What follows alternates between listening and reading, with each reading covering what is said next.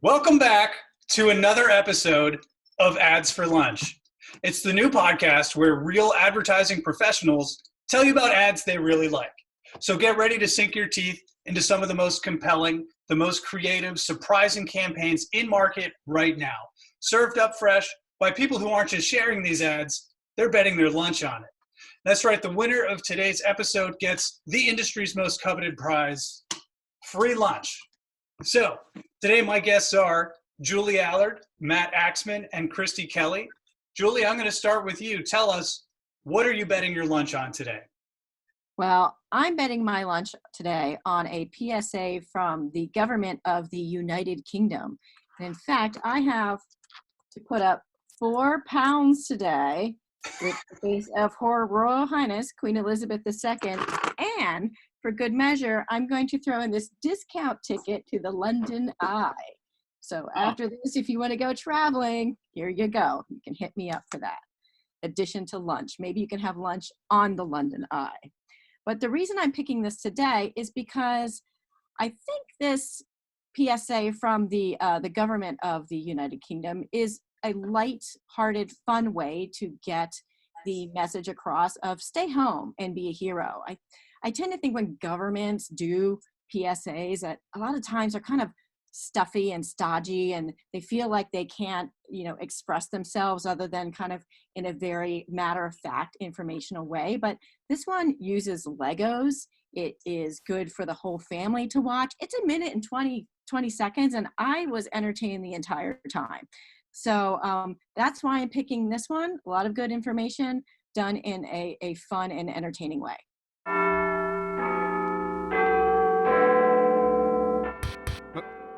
Is it working? All right.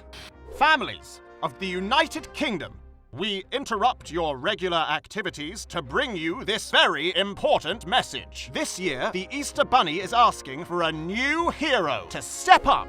You. Yes, you. And being a hero has never been easier. Your superpowers include staying home, protecting our NHS, and saving lives. Kapow! Be a hero. Have a family movie night. Be a hero. Hi, Grandma Pam. Be a hero. Stay 2 meters apart. Or more. Be a hero.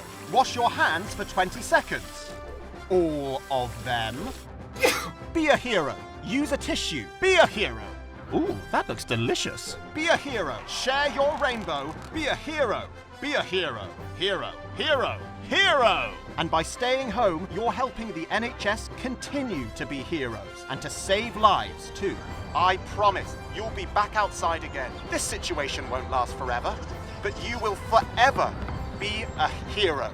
So stay home to save lives this Easter holiday. Larry, you might be the Downing Street cat, but this isn't your press conference. Larry! Yeah, man, that was surprisingly not governmental.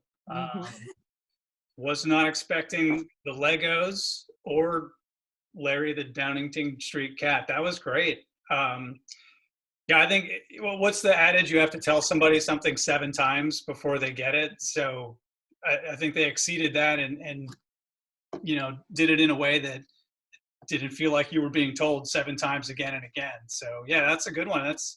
That's definitely something I'd bet my lunch on. What do you guys think? I think I really like how they took an important message that speaks to the fact that you have to stay home, you have to stay apart from people right now, and creatively did it in a way that also stuck to those rules, like showing that you don't actually need real people in one place to pull this off, but you can do this in other means. I thought that was a really creative executional way to do that. 2 reasons I liked it.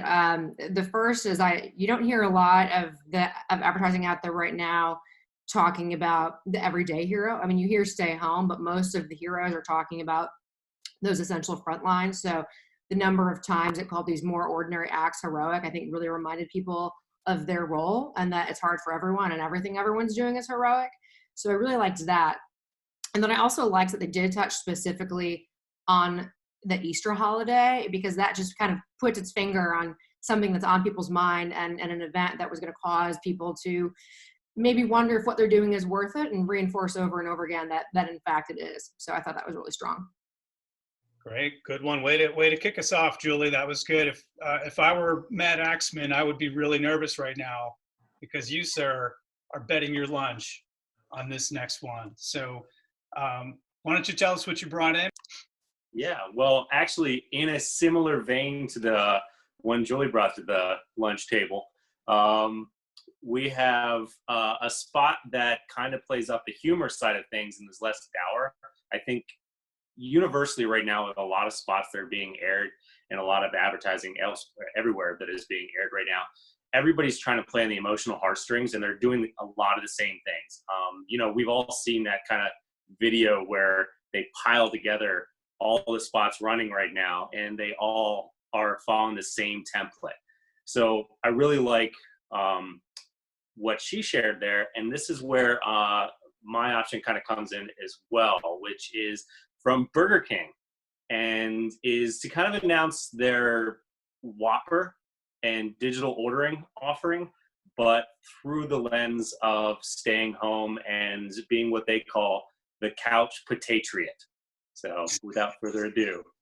Okay, sounds good. Here we go. Your country needs you to stay on your couch and order in. Do your part, and we'll do ours. Order through the Burger King app, and the delivery fees are on us. So staying home doesn't just make us all safer, it makes you a couch patriot.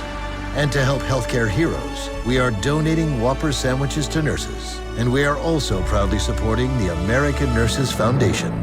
Stay home of the Whopper. Yeah, man, that was another good one. I love the just super simple visual twist of the couch that kind of had a nice little surprise to it. And then for me, I love when brands behave well. So it's one thing to say stay home. It's another to cap that at the end and say, also, we're donating a bunch of Whoppers to nurses and healthcare workers. So yeah, that's another good one, Matt. I like how, again, it's short, it's sweet, had my attention the whole way through, and feel a little bit, good about myself for not getting off the couch. So what do you guys think? I like the levity in it.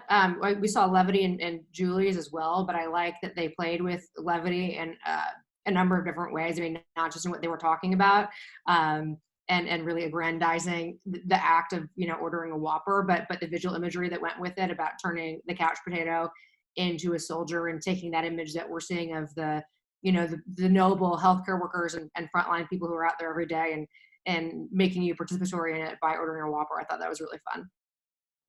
I like how they figured out how to shoot it with multiple people, where they probably just had people sort of prop their couches up and do that like one thing so they could cut it together. So, as creatives, we think about, how we're going to piece things together. And then 90% of that is thinking about the behind the camera, the logistics of stuff. And I think this one really thought that through in a way that, they could still do this with multiple people, have everybody still be safe, follow the CDC guidelines and stuff like that, but still like make something fun and interesting that they weren't compromising on the creative. They figured out a solution to that. The other thing I really like about it is how they still use their branding. They're the home of the Whopper, and they changed that to the stay home of the Whopper. So I like that how they extended their brand out. They didn't create something separate. They managed to bring that again full circle to the Burger King message. Very good, Matt. I'll award you completely irrelevant bonus points for bringing in a lunch-related topic to Ads for Lunch. So I'm glad you got the memo. I will say one thing that I've struggled with a little bit, especially with some of the fast food providers promoting the donating to healthcare workers. Now that they're doing it, that's a great thing. But I do struggle with the connectivity of like a Whopper and health. And Matt, you talked about some parody videos of all of these ads sounding the same. And I heard one from a comedian that ended, and we here at Fruity Pebbles have partnered with the Red Cross. And so sometimes the connection, I think brands behaving good, like you said, Mark, is a wonderful thing. But occasionally I do have a little mental twitch about, hey, in a different world, would I connect the Whopper with healthcare? Maybe not, but I appreciate that they're doing it. Unless you get the Impossible Burger, the Impossible Whopper, which is, plant-based, then maybe. But I see your point, because even even McDonald's is doing the a similar thing where they just launched their campaign, and it's like, oh, it's all heartwarming and stuff like that, and we're giving free food to first responders and healthcare workers, everybody on the front line. Yet it's McDonald's. So, yep. Okay, yeah, certainly all good points. So, Christy, I'll turn back over to you to set up your contribution to the Ads for Lunch. So, what are you betting your lunch on today? So I'm betting my lunch today on a State Farm commercial, which, full disclosure, they're my former employer and where I started my career. But I think they're doing a great job. In fact, there was 2 ads that I was looking at that I had a hard time picking from, but I landed on this one. And what I like about it is more traditional COVID response type ad. But what they didn't do is hit me with the crisis again, because what a lot of ads have been doing, and they're evolving out of it, is showing the images, reminding us what we're going through. And I think people are getting a little bit tired of that. And so it felt like a much more moving forward approach, and how we're going to start to operationalize and think about how we're going to continue to help each other get through this, but in a forward thinking kind of way. And what you'll see they do is they ride this brand wave through and connect it, to their vision directly. Kind of unlike the Whopper, they have a very clear brand point of view that can help here with their Good Neighbor platform, and they're being unafraid to use it. And they're also describing this big operational transformation that they've been planning and will continue to evolve and grow, which I think is, the Edelman Trust Barometer just came out and talked about how people are expecting brands to behave well, but not only behave well, but give back if they can and participate in that. So I thought they're checking a lot of boxes here, up to and especially their CEO at the end, reinforcing their commitment here. What does it mean to be a good neighbor? It means being there for each other. And that's why State Farm is announcing the Good Neighbor Relief Program. We know that our customers are driving less, which means fewer accidents. So State Farm is returning $2 billion to auto policyholders for the period ending May 31st. And will continue making real-time decisions to best serve you, our customers. Because now, more than ever, being a good neighbor means everything. Like a good neighbor, State Farm is there. Man, that was another good one, another solid behavior. And I love how they, just the transparency of it. We're like, hey, people aren't driving, therefore we can give you this money back. I mean, they could have easily just kind of hid a little low and said, nobody's driving, and just kept all that money. But to put those cards on the table and be that good neighbor, that's pretty big. It's funny, like the actual commercial, it didn't make me laugh or giggle or get on my heartstrings, but the actions behind it, I think, speak louder than that. Julie, how about you? What were your reactions to that? I like that it feels a little bit more organic. Obviously people film this on their phones. That's another craft thing that we're talking about now, is how can we, create these assets to, make these communications with people. And I like that it feels that, I'm on my phone. Everyone feels heartfelt. You can tell that it's a community of people working together for their customers. And I thought it was nicely done. I like that they had their CEO in there as well, that they threw in Jake from State Farm just to keep a thread through, having him as their character through it. But, they didn't go too far over the line, because it is a serious topic, and people are staying home for a reason and not driving for a reason. So overall I thought it was well done. Matt, how about you? Yeah, so I agree with Julie for the most part there. I like the sentiment. I think that it felt authentic. My only reservations with it are, it still feels like it's part of the sea of the same with a lot of other emotional spots trying to pull at the heartstrings, especially when the CEO said, now more than ever. Like, that line pulled me away from the spot, only because that is such a crucial turn of phrase that's been used in so many of those spots now. It almost feels like it falls in that template and stuff. I do agree with their actions and the way with what they're saying, with not as many people driving and stuff like that. I know other competitive brands are also doing that. Allstate, Erie, basically all insurance companies have now picked up that route as well. The authenticity though, I think is definitely a win on it. I think that instead of doing a high production produced spot, but putting something together with real people in their real homes for the brand, is probably the closest one to every other insurance company out there, meaning that they are real people. They are essentially your neighbors. So I think that works out very well for them.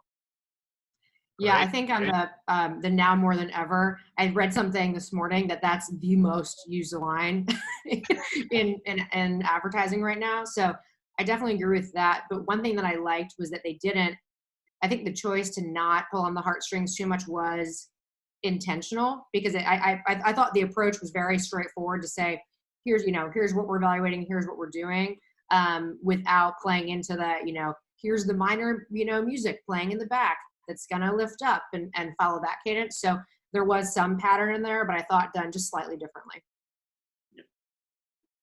Cool.